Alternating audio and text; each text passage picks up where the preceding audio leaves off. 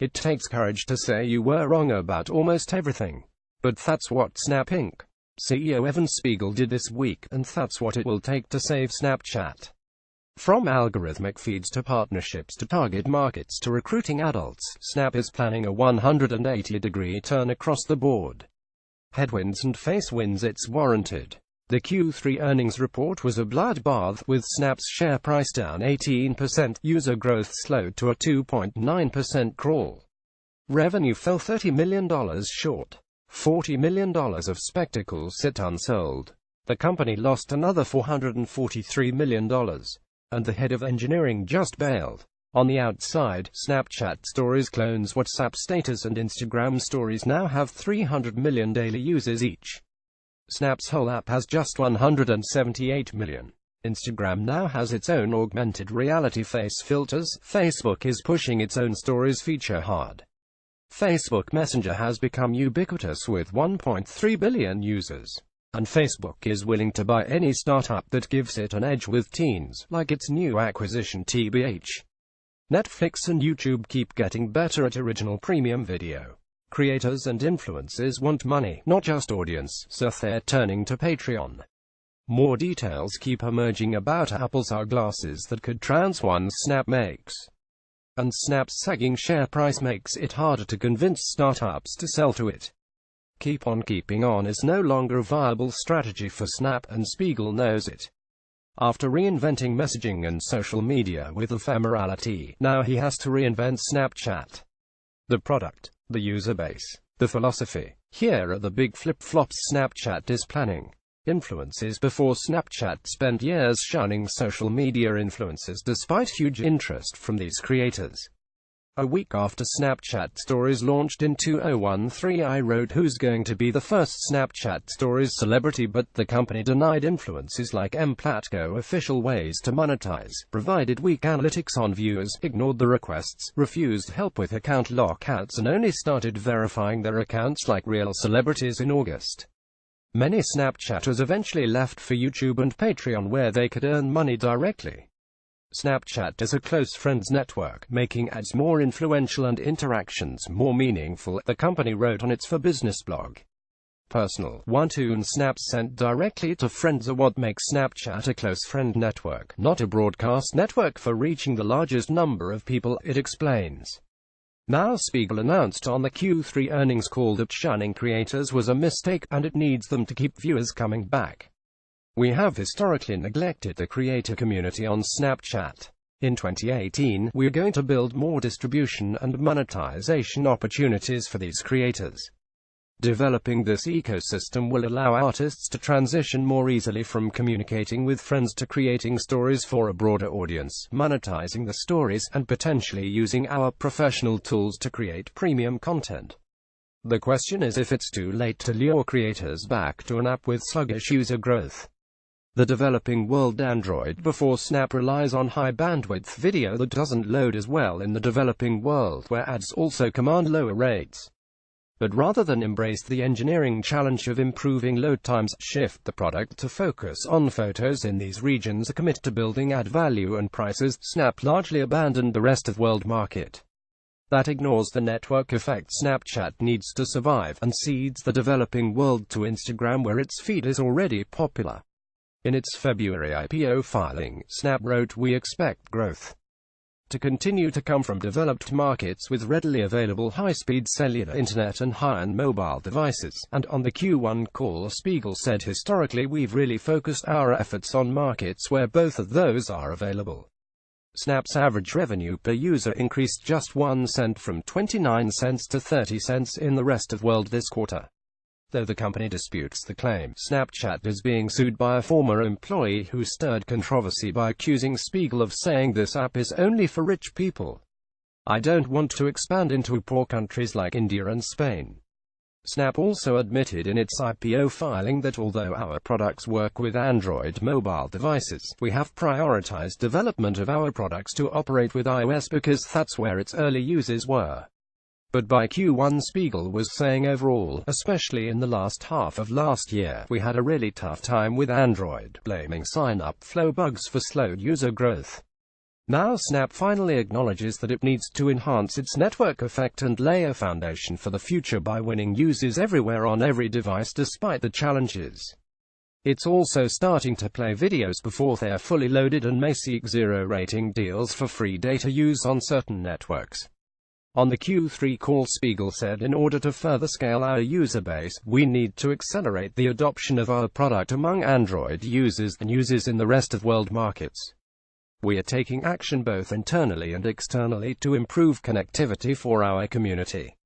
Internally, we are focused on product improvements like our new streaming architecture for story playback.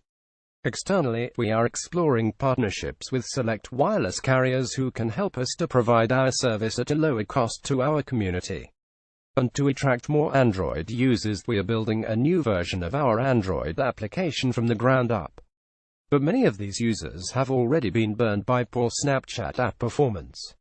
Adults TechCrunch Josh Constant using Snapchat's senior citizen face filter before Snapchat has viewed itself as a cool app for teens that could be turned off if adults signed up, even though this excludes our massive potential audience. It proudly didn't label its buttons, leading confused adults to abandon the app after install. On the Q1 earnings call, Spiegel said we'd tend to market our products directly to younger people because, frankly, they're more interested in learning how to use new technology products. And that sort of is partly inspired by trying to teach my grandma how to use email, and she'd really prefer to just talk on the phone, and so I think, over time, that strategy has worked for us. Now Snapchat seems to have suddenly woken up to the fact that its plummeting daily active user growth per quarter, once over 17% before Instagram Stories launched, now a weak 2.9%, is exacerbated by it avoiding adults. On the Q3 earnings call, Spiegel said in order to further scale our user base, we need to accelerate the adoption of our product among users above the age of 34. This means that we will have to make some changes to our product and business. Gracefully coordinating this shift without scaring off loyalists will be a huge challenge. Usability before Snap actually thought having a confusing interface was a value add because it made it viral amongst school kids would show each other the tricks to using the app. Adults, in particular, had a hard time understanding the app, leaving them vulnerable to competitor Instagram that built a more obvious stories interface and that already had an easy-to-use feed that's popular with adults. In the IPO filing, Snap wrote, even when we have the right solution, it's often in the form of a new product that might take a while for our community to learn how to use. Just because products are sometimes confusing when they're new doesn't mean we are going to stop building innovative products for our community. These new behaviors are not always intuitive to users to date. This has not hindered our user growth or engagement, but that may be the result of a large portion of our user base being in a younger demographic and more willing to invest the time to learn to use our products most effectively. Snapchat's app is so confusing it had to put a diagram of the interface in its IPO filing. Now, with Snap desperate for growth, it's going to risk alienating existing users with a massive design overhaul. Rather than gradually simplifying the interface over the years, the usability problem now requires drastic action, which is both commendably bold but also more dangerous. This is why Facebook avoids backlash by only changing design elements slowly and steadily. On the Q3 call, Spiegel said one thing that we have heard over the years is that Snapchat is difficult to understand and hard to use, and our team has been working on responding to this feedback. As a result, we are currently redesigning our application to make it easier to use. There is a strong likelihood that the redesign of our application will be disruptive to our business in the short term, and we don't yet know how the behavior of our community will change when they begin to use our updated application. We're willing to take that risk for what we believe are substantial long-term benefits to our business. Algorithmic feed before Snapchat at first succeeded by being the opposite of Facebook, with content that disappeared instead of lasting forever. But a source close to Snap Inc. tells me Spiegel's anti-Facebook orthodoxy kept him from embracing a news feed-style algorithmically relevance-assorted feed, even as Instagram and Twitter saw engagement improve after adopting this curational method. Instagram Stories shows the people you're most likely to watch first, and that's led it to 300 million daily active users, dwarfing the 178 million of the app it cloned. Snapchat has always ranked its stories list purely by which of your friends posted most recently. That's useful if you want to read the pulse of where friends are right now. But as people's Snapchat social graphs grow, this sorting buries your best friends and favorite content creators in favor of constant oversharers. Plus, Snap now has Snap Map for real-time location. I wrote a piece in April about how Snapchat is stifled by its unalgorithmic feed, advocating for at least adding a relevancy sorted tab or a section of your favorite people to watch at the top. Now Snap has realized that sorting its content to show the most engaging stuff first is its best chance to revive user growth. On the Q3 call, Spiegel announced a personalization effort, saying we are going to make it easier to discover the vast quantity of content on our platform that goes undiscovered or unseen every day.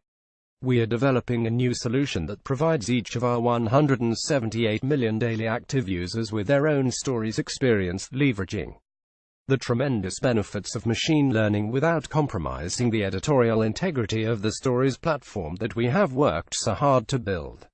We hope that showing the right stories to the right audience will help grow engagement and monetization for our partners and for Snapchat. According to a source speaking to Business Insider, Snapchat is planning to launch this new design around December 4 that puts all messages and stories from friends to the left of the camera, and all celebrity, publisher, search and Snap Map content to the right. Snap will use algorithms to personalize the endless feed of videos to the right of the camera, Alex Heath writes. The question is whether Snap will also algorithmically sort stories from friends, which could go a long way to making the app more enjoyable for new users. Philosophy before Spiegel's strategy has always been to go with his instincts over data, and try to surprise people rather than foreshadowing Snap's movements or publicly beta testing products, sources close to Snap have told me in the past. While Facebook rigorously A/B tests features on segments of its user base and implements what boosts engagement, Spiegel has preferred to trust his gut. That's what led to ephemeral messaging and stories, after all. But as Snap scales, that strategy is wearing thin.